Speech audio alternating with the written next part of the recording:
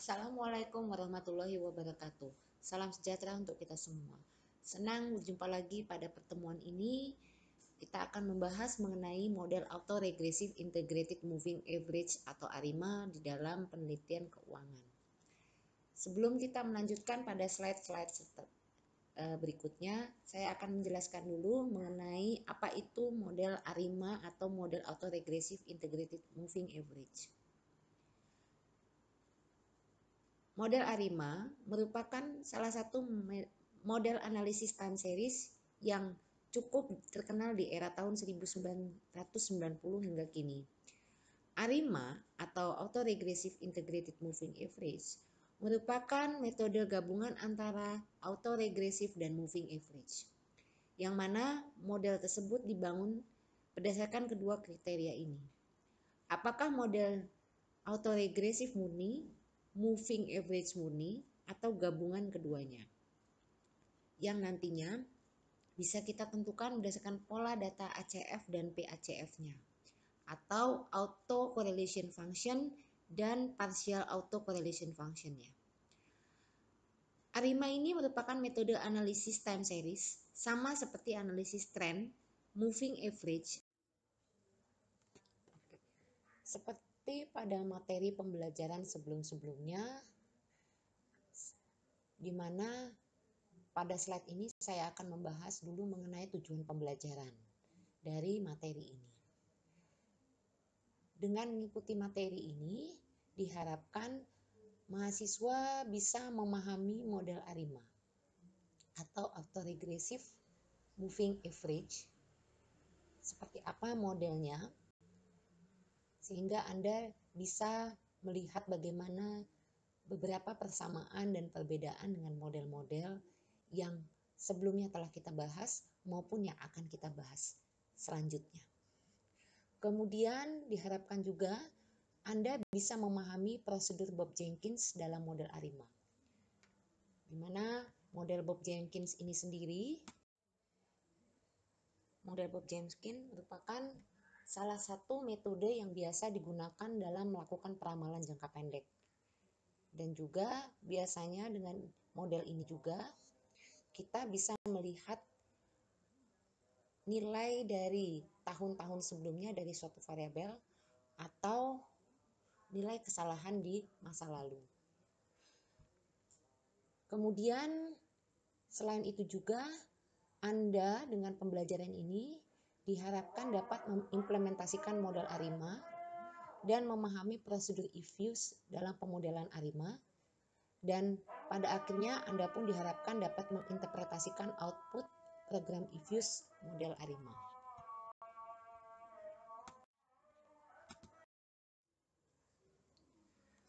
Oke, jika tadi di awal kita sudah membahas sedikit mengenai model Autoregressive Integrated Moving Average beserta tujuan dari pembelajaran, sebelum kita melanjutkan kepada bagaimana caranya kita melakukan pengolahan data dengan menggunakan metode ARIMA tersebut, maka terlebih dahulu saya akan menjelaskan dulu mengenai ARIMA dari sejarah dan bentuk-bentuk model pada ARIMA itu sendiri. Untuk model ARIMA ini dikembangkan oleh George A. P. Box dan William M. Jenkins tahun 1976. Sehingga itulah makanya ARIMA sering disebut dengan metode deret waktu Bob Jenkins. Yang mana di awal dikatakan bahwa metode Bob Jenkins merupakan salah satu metode yang biasa digunakan dalam melakukan teknik peramalan jangka pendek dengan cara menggunakan nilai sebelumnya dari suatu variabel dan atau nilai kesalahannya di masa lalu dengan menggunakan nilai page 62 sebagai prediksi yang akan datang. Untuk model Bob Jenkins ini sendiri di dalam metode ARIMA terdiri dari metode autoregressive, metode moving average, metode autoregressive moving average, dan metode autoregressive integrated moving average. Nah, pada kesempatan ini kita akan membahas mengenai metode Bob Jenkins dengan model autoregressive integrated moving average atau ARIMA.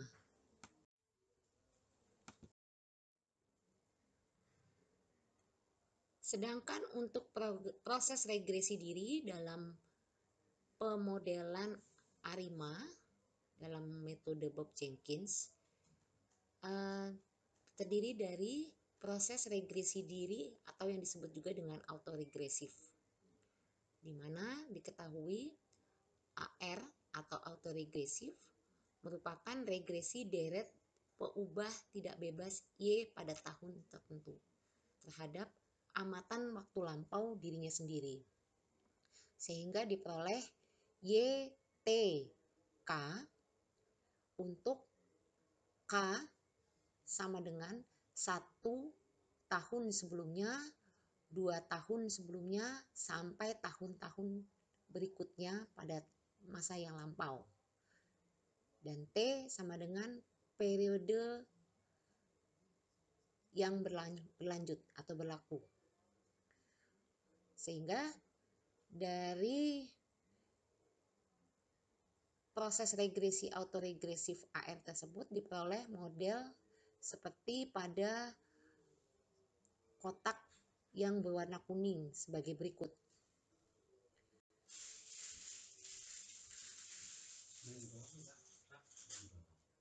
Di bawah aja sih, Kak.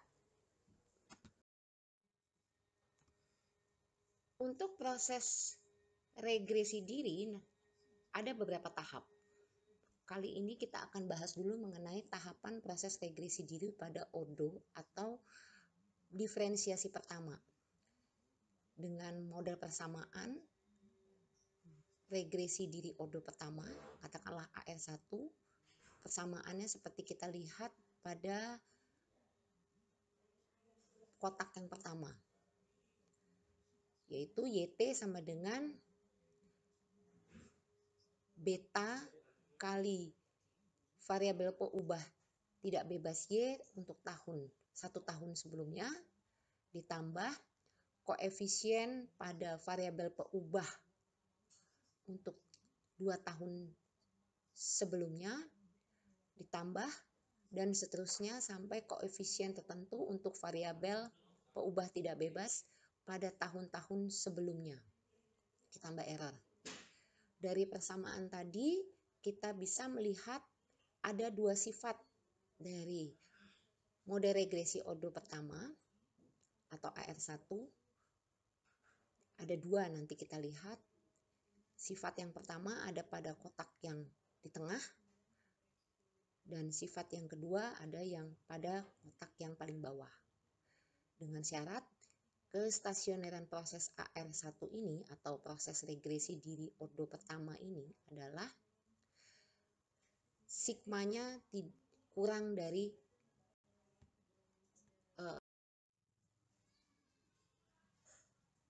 untuk proses regresi yang kedua merupakan proses regresi diri ODO yang kedua atau proses regresi diri pada turunan atau diferensiasi kedua. Dengan notasi AR2 akan diperoleh model seperti yang ada di kotak kuning, berwarna kuning yang paling atas, dengan sifat-sifat persamaan regresi ODO kedua yang stasioner adalah pada kotak yang di tengah. Sehingga dari persamaan kedua di atas yang merupakan sifat-sifat dari AR2 atau ODO kedua, kita bisa katakan atau bisa kita namakan sebagai persamaan Euler-Walker. Dengan syarat kestasioneran pada ODO kedua itu ada 3 syaratnya. Yang pertama, penjumlahan dari beta atau koefisien yang pertama dan koefisien yang kedua itu kurang dari 1 atau tidak boleh lebih dari 1, dan pengurangan beta 2 terhadap beta 1 juga tidak boleh lebih dari 1, dan selisih antara beta 2 dan beta 1 juga tidak boleh lebih dari 1.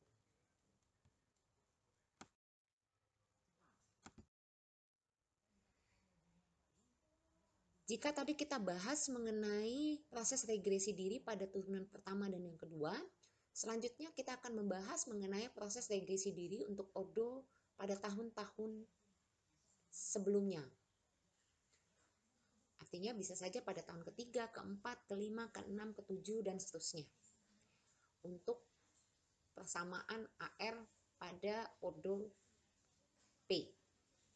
Sehingga untuk mode regresi diri ordo P atau AR pada ordo P akan diperoleh persamaan seperti pada kotak berwarna kuning yang paling atas, dengan sifat-sifat AR pada ordo ke P yang stasioner ada pada kotak yang berada di tengah.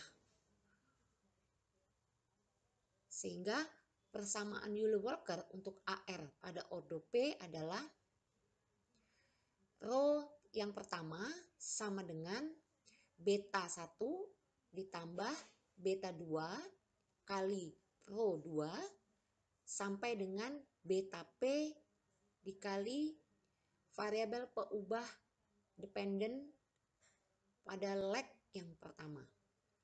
Sedangkan rho yang kedua sama dengan beta 1 dikali rho yang pertama ditambah rho kedua dikali beta 2 ditambah beta pada P atau beta pada rho tertentu dikali peubah variabel independen tahun yang kedua sampai dengan rho pada tahun yang ke P. Anda bisa lihat pada persamaan Euler-Walker yang sebagai berikut.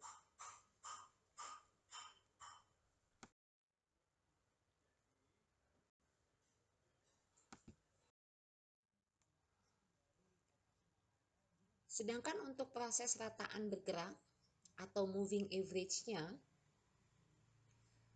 bisa kita lihat pada slide sebagai berikut, di mana suatu deret waktu dinamakan deret waktu rataan bergerak atau moving average pada ordo yang ke Q, katakanlah begitu, sehingga nantinya notasinya bisa kita katakan sebagai MA pada ordo Q. Apabila diketahui variabel peubah dependennya seperti yang ada di dalam kotak yang berwarna kuning di atas, dengan E didefinisikan sebagai ingar putih. Dan rataan bergerak ordo pertama atau moving average pada ordo pertama dengan notasi MA1 akan diperoleh variabel peubah T sama dengan ingar putih pada tahun tertentu dikurang beta atau koefisien tertentu dikali ingar putih pada tahun atau satu tahun sebelumnya, dengan sifat model stasionernya seperti pada kotak kuning di samping.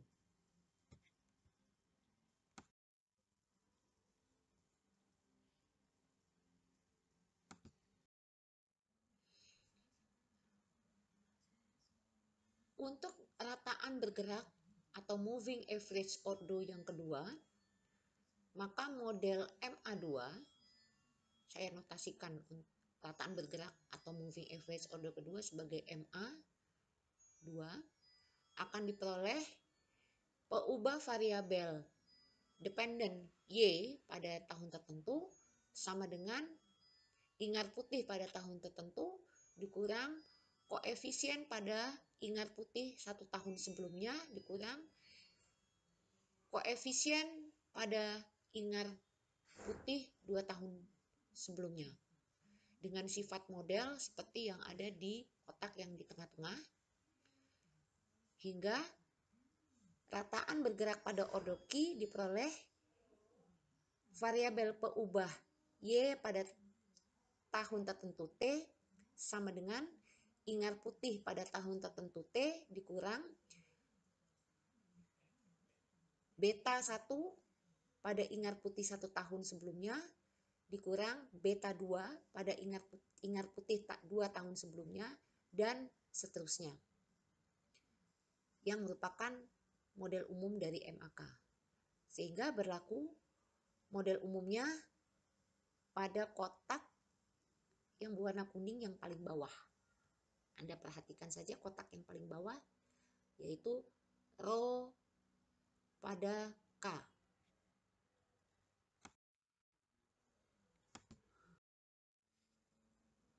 Pada slide ini kita akan bahas bagaimana proses mencampurkan diri dengan rataan bergerak atau yang disebut juga dengan ARMA pada P dan Q. P merupakan regresi pada ordo ke P dan rataan bergerak, dan Q merupakan rataan bergerak pada ordo Q. Jadi di sini kita akan menggabungkan antara proses regresi diri ordo P dengan rataan bergerak ordo Q yang sering dinamakan dengan ARMA pada regresi diri ordo P dan rataan bergerak ordo Q. Sehingga diperoleh bentuk umum persamaan ARMA P dan Q seperti pada kotak yang paling atas yang berwarna kuning, di mana untuk model ARMA pada regresi diri ordo yang pertama dan rataan bergerak ordo yang pertama, kita akan peroleh persamaan Euler-Walker-nya seperti yang ada pada kotak yang berwarna putih. Sedangkan untuk proses regresi diri ordo pada P dan rataan bergerak ordo Q atau kita sebut dengan ARMA P dan Q, maka persamaan Euler-Walker untuk ARMA B dan Q seperti yang ada pada kotak yang paling bawah. Itu yang merupakan hasil dari persamaan ARMA pada regresi diri ordo P dan rataan bergerak ordo Q.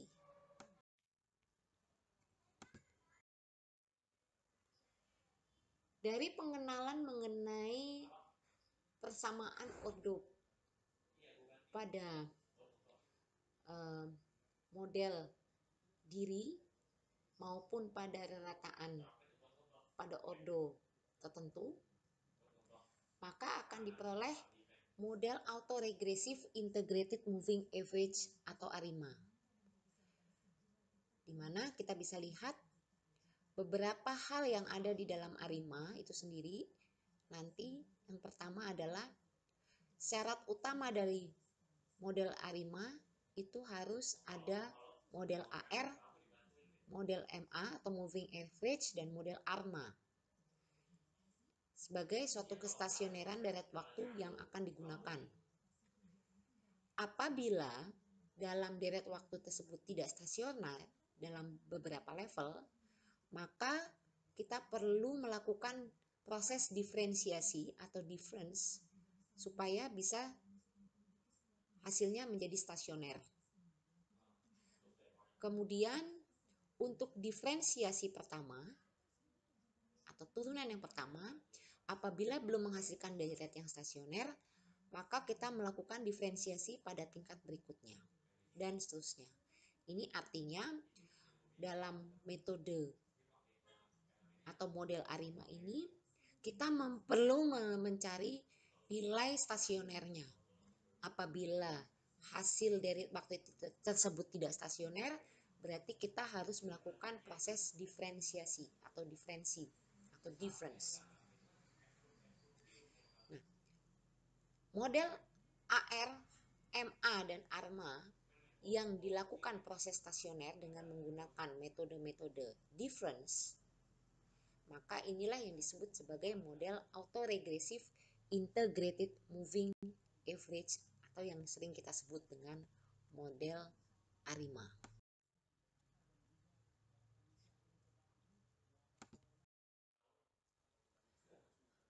Adapun dalam proses ARIMA ini sendiri, beberapa prosedur, terutama prosedur Bob Jenkins, harus dilakukan. Mengapa? Karena di dalam prosedur Bob Jenkins ini, beberapa perilaku yang terdapat pada pola AR, MA, ARMA maupun ARIMA, dan juga bisa menentukan ordo AR dan MA itu sendiri. Dan ini hanya ada dalam prosedur Bob Jenkins. Adapun untuk prosedur Bob Jenkins yang dilakukan itu ada 4 tahap. Yang pertama adalah tahap identifikasi model, yang mana nanti kita akan melakukan suatu identifikasi dari model tersebut. Apakah model-model tersebut lebih cenderung pada model apa? Apakah ke AR, ke MA, ARMA, atau ARIMA? Yang kedua adalah tahapan estimasi dari parameter model. Dan yang ketiga adalah evaluasi model. Dan terakhir baru kita bisa melakukan prediksi atau pramalan. Inilah yang merupakan tahap-tahap dari prosedur Bob Jenkins. Seperti tadi dibahas bahwa di dalam prosedur Bob Jenkins itu ada 4 tahap. Mari kita lihat bagaimana tahapan-tahapan yang ada di dalam prosedur Bob Jenkins. Tahapan yang pertama adalah tahapan identifikasi model, di mana pada tahapan ini kita akan melihat atau bisa mencari atau bisa mendeteksi masalah stasioner data. Apabila tidak stasioner, maka kita harus melakukan proses diferensi atau differentiate untuk bisa mendapatkan data yang stasioner. Selain itu juga, di dalam identifikasi model ARIMA, kita bisa melakukan 2 cara. Cara yang pertama adalah dengan melakukan metode autocorrelation function atau ACF. Dan cara yang kedua untuk mengidentifikasikan model ARIMA bisa dilakukan dengan cara metode partial autocorrelation function atau yang sering disebut dengan PACF. Apabila kita lihat pada tabel di bawah, apakah perbedaan antara pola autocorrelation function dengan pola partial autocorrelation function bisa kita lihat di sini. Ada dari tiap-tiap persamaan, baik itu persamaan AR, persamaan MA, maupun persamaan ARMA, masing-masing baik pola ACF maupun pola PACF menunjukkan adanya perbedaan. Anda bisa lihat dan bisa Anda amati seperti apa perbedaannya untuk 3 model tersebut.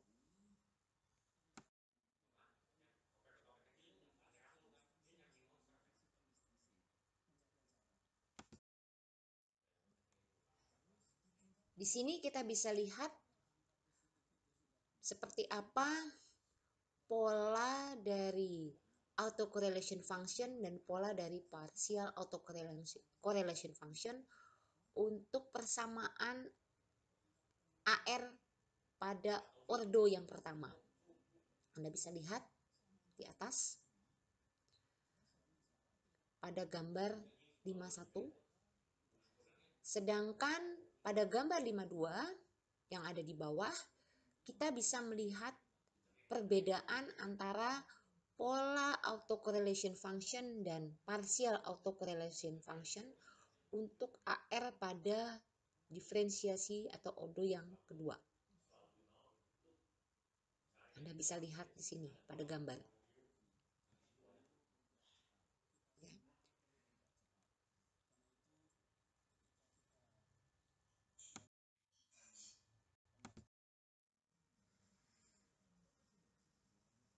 Pada gambar berikut, baik itu gambar 53 maupun gambar 54, kita akan melihat bagaimana pola autocorrelation function dan partial autocorrelation function untuk baik itu MA pada ordo pertama yang ada pada gambar 53 dan untuk MA pada ordo yang kedua seperti pada gambar 54 yang ada di bawah. Anda bisa perhatikan gambar sebagai berikut.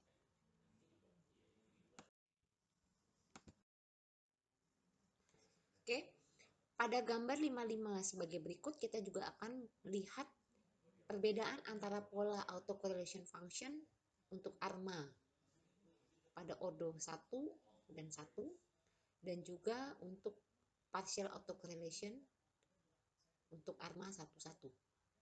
Anda bisa lihat pada gambar 55 sebagai berikut. Silakan Anda perhatikan.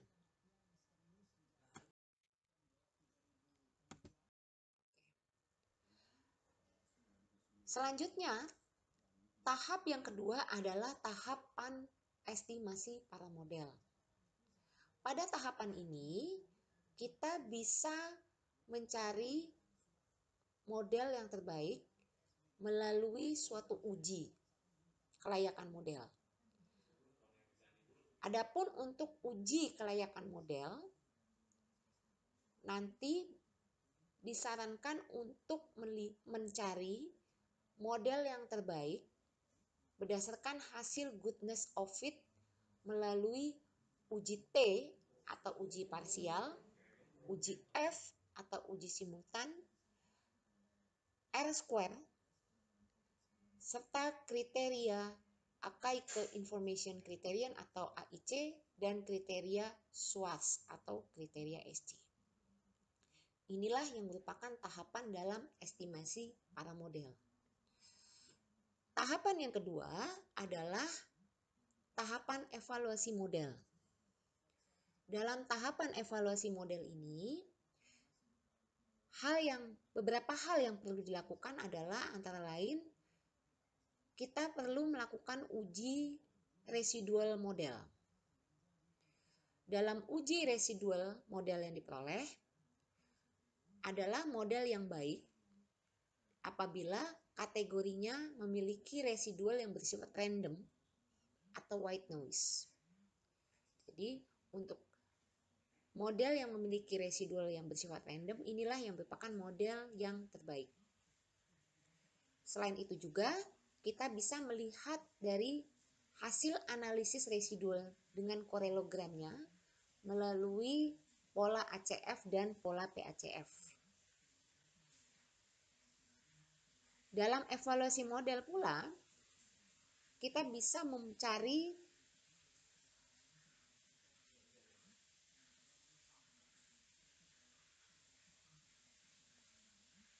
koefisien ACF dan PACF secara individual yang tidak signifikan dan residual yang bersifat random. Apabila residual tidak random, artinya kita harus menggunakan atau memilih model yang lain. Dan yang terakhir dalam evaluasi model, juga kita melakukan pengujian signifikansi ACF dan PACF melalui uji Bartlett, Box dan Pierce maupun uji Lee-Jung-Box. Sedangkan pada tahapan yang terakhir dalam Bob Jenkins yaitu tahapan prediksi dan peramalan. Dalam tahapan prediksi dan peramalan ini, kita diminta untuk membuat suatu prediksi atau peramalan berdasarkan model yang terpilih dari hasil tahapan-tahapan sebelumnya. Dan kita juga membuat suatu evaluasi kesalahan peramalan dengan metode root mean square error atau RMSE metode mean absolute error atau MAE, dan metode mean absolute percentage error atau MAPE. Tahapan inilah yang bisa dibuat di dalam tahapan pada prediksi dan peramalan. Jadi apa yang tadi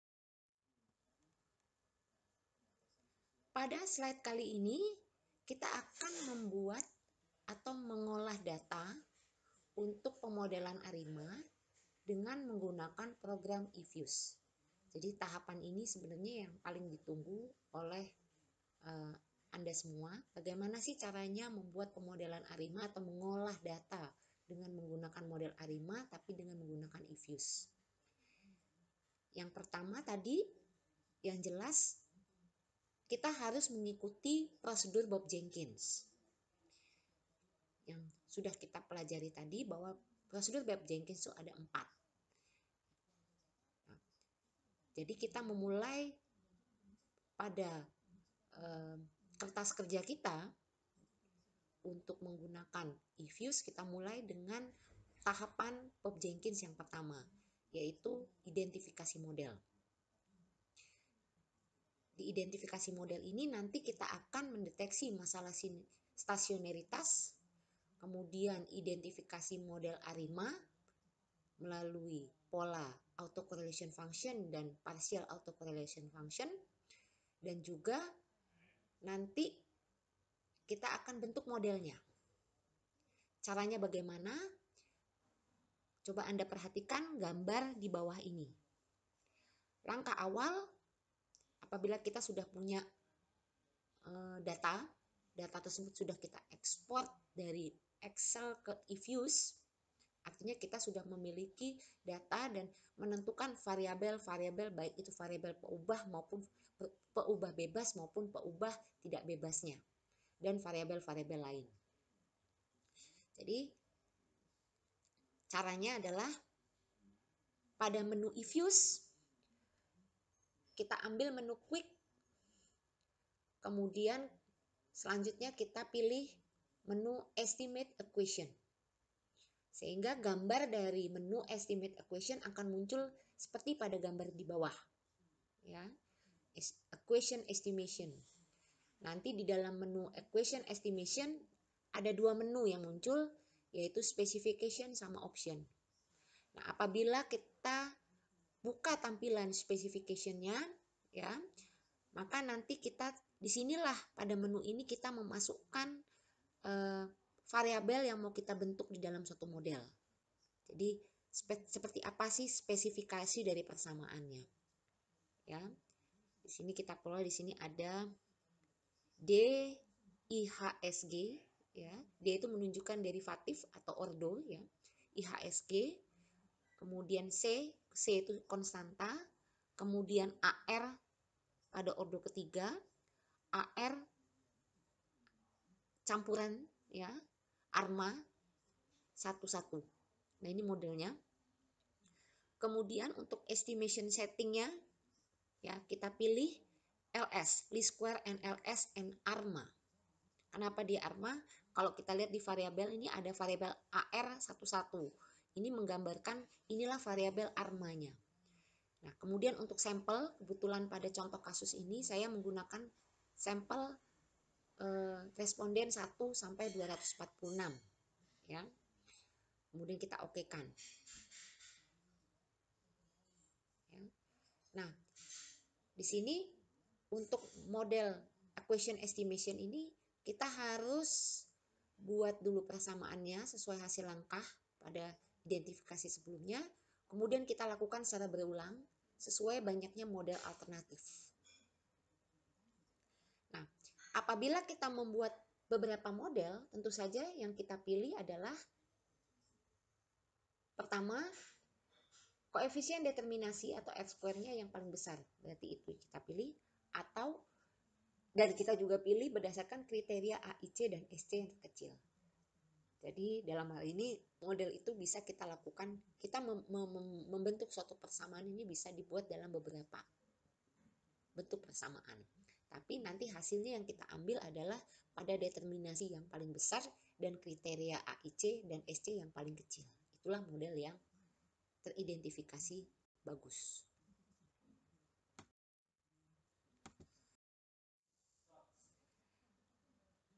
Jika tadi kita memasukkan persamaan variabel dalam bentuk equation estimation-nya, maka pada hasil output model AR dengan menggunakan eFuse akan terlihat seperti ini.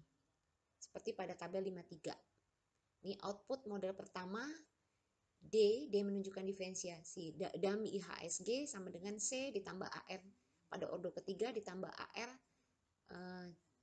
campuran tadi satu-satu. Ya. Kita lihat di sini. Kita lihat di sini R square-nya 0,05. Ya. Kemudian AKIK-nya 10,17. SC-nya atau SIC-nya 10,21. Nanti kita bandingkan dengan output model yang selanjutnya. Ya. Kemudian bagaimana cara melakukan evaluasi model dengan menggunakan program eFuse? Seperti diketahui dalam tahapan evaluasi model pada model Bob Jenkins, biasanya yang kita pilih adalah model yang memiliki analisis residualnya ya melalui koreogram ACF maupun PACF. Caranya bagaimana? Pada menu program eFuse ya, kita klik menu view.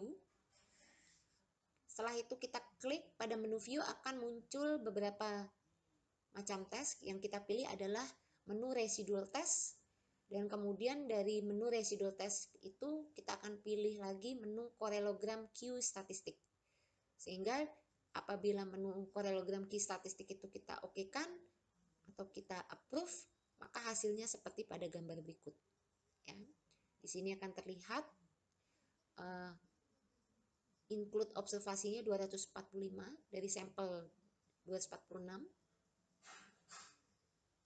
Kita bisa lihat polanya nanti ya, dari pola ACF maupun pola PACF-nya. Oke.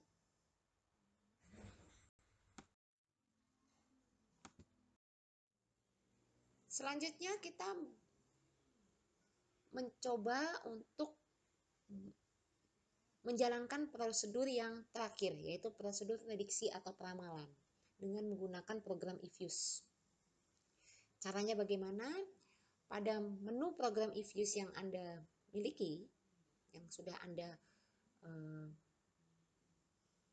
masukkan variabel-variabelnya, kita klik menu proc, maka tampilannya seperti pada gambar yang di atas. Yang pertama, pada menu proc itu ada beberapa pilihan, mulai dari set sample, structure resize current page, append to current page, dan seterusnya sampai export. Nah, yang kita pilih adalah structure resize current page.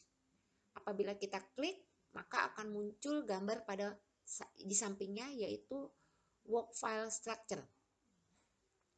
Nah, di dalam work file structure ini nanti pada menu work file structure type kita pilih unstructured or undated. Kemudian data range-nya, observasinya, misalnya kita masukkan tadi sebagai contoh sampelnya adalah 246. Jadi kita tulis 246, kemudian kita okekan. Nah, di sini pada tahapan ini menunjukkan bahwa perpanjang range sampel sesuai keinginan pada periode peramalan. Misalnya jika Anda ingin periode peramalan 10 periode dengan data asli 246, maka Anda bisa isi range-nya itu menjadi 256. Jadi apabila misalnya Anda punya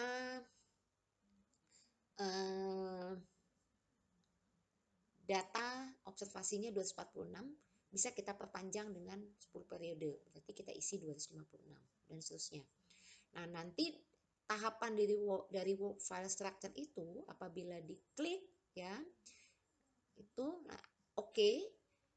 Ya, nanti kita akan pilih klik structure resize current page. Ya, tadi itu akan muncul tampilan seperti di bawah. Ya, forecast-nya di sini nanti forecast equation untitled series to forecast-nya kita buat, karena tadi variabelnya saya pakai variabel IHSG, bukan dummy-nya, tapi saya pakai variabel IHSG-nya, karena saya nggak mau membuat forecast dummy-nya, tapi saya mau ambil forecast untuk variabel independennya. Kemudian forecast sampelnya berapa? Karena saya tadi pengen gimana sih supaya forecast untuk 246 dengan perpanjangan periode 10 tahun, maka saya tulis forecast sampelnya 1 sampai 256. Karena saya pengen lihat sampai data yang ke 256. Kemudian MA backcast-nya saya pakai estimation period. Saya klik di sini, saya tick insert the actual for out of sample observation-nya. Kemudian metodenya saya pakai dynamic forecast. Kenapa saya pakai dynamic? Karena saya pengen lihat kira-kira forecast untuk yang dinamisnya seperti apa. Tapi terserah Anda misalnya pengen lihat, saya hanya mau melihat forecast secara statisnya. Oke, silahkan. Tapi nanti hasilnya akan beda. Di sini karena sifat variabelnya itu adalah kelihatannya moving, ya, bergerak, HASG itu, justru inilah akan lebih baik, saran saya ya, kalau untuk model-model seperti ini yang diambil adalah dynamic forecast-nya. Karena kita mau lihat seperti apa estimasi perubahannya itu. Ya, kalau statik kan dia nggak kelihatan perubahannya seperti apa. Kemudian outputnya saya pengen bentuk dalam bentuk graf, makanya forecast grafnya saya tick. Kemudian forecast evaluasinya pun juga saya pengen lihat seperti apa hasilnya. Kemudian oke. Ya. Nanti caranya bagaimana tadi untuk bisa membuat forecast, ya tadi dari work file ya, kita ambil menu proc, kemudian kita ambil menu forecast. Ya. Nanti akan dilihat pada slide berikutnya tampilannya kira-kira seperti apa.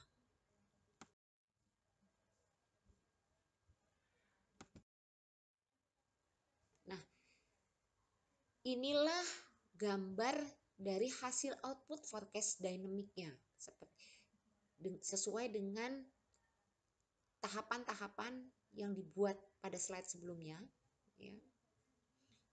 Tahapan diffuse-nya. Dengan penekanan di sini saya ingin memperpanjang range-nya. Apabila diketahui observasinya 246, tapi saya ingin memperpanjang menjadi 10 tahun, 10 periode, maka saya tulis 256.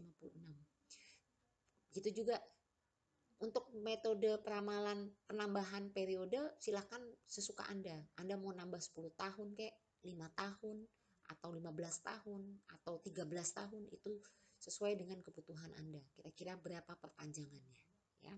Sehingga hasilnya bisa Anda lihat pada hasil paling bawah outputnya. Di sini ada gambarnya ya. Gambar dari forecast IHSG-nya. Ya. Kalau kita lihat gambar yang di tengah, itu adalah nilai actualnya. Oke.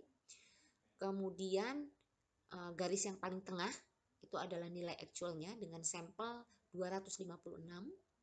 Kemudian 246, mohon maaf, untuk forecast sampelnya kita bisa lihat pada yang garis putus-putus di atas ya, dengan sampel 256. Kemudian adjusted sampelnya itu ada yang pada 2 ya. Sini included observation-nya 245 ya. Jadi observasi yang sesungguhnya itu sebenarnya 245, tapi kita melakukan perpanjangan sebanyak 10 periode ya. Kemudian kita bisa melihat evaluasi dari hasil forecast-nya tadi, dilihat dari root mean square error-nya ya, mean absolute error-nya, jadi RMSE, MA dan MAPE ya, nanti kita lihat di situ. Oke. Sampai di sini mungkin itu bagaimana caranya kita membuat pengolahan data dengan menggunakan model ARIMA Bob Jenkins dengan menggunakan program diffuse. Terima kasih. Itu saja yang bisa saya sampaikan. Apabila ada kesulitan, Anda bisa menghubungi saya di nomor WA saya ataupun bisa melalui email saya yang sudah saya berikan di LMS. Terima kasih. Wabillahi taufiq wal hidayah. Wassalamualaikum warahmatullahi wabarakatuh.